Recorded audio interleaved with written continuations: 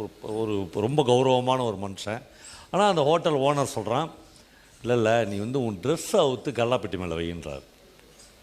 அவர் அந்த இடம் வந்து எனக்கு வாழ்க்கையில் மறக்க முடியாத இடம். திரும்பி பார்த்தேன், ஒரு 100 பேருக்கு மேல் அந்த உணவகத்தில் சாப்பிட்டுக்கிட்டு இருந்தாங்க. 100 பேருடைய கண்களிலும் ஒரு சக மனிதனின் நிர்வாணத்தை தரிசிக்கப் போகிற அந்த ஆர்வம் இருந்தது. மின்னலை போல் அது தெரித்ததுன்னு பஷீர் எழுதியிருக்கார். அப்படியே எவனுமே ஏஞ்சி வந்து, ஏன்டா ஒரு வயசானவர் அவரை போய் ஒரு தோசை சாப்பிட்டதுக்கு போய் ட்ரெஸ்ஸை அவுத்து கொடுக்க வைக்கிறியே, நான் கொடுக்குறேன் அப்படின்னு எவனுமே சொல்லலை. எல்லோரும் இந்த ஆள் இப்போ வேட்டியை கழட்ட போகிறான் அப்படின்னு நினைக்கிறாங்க.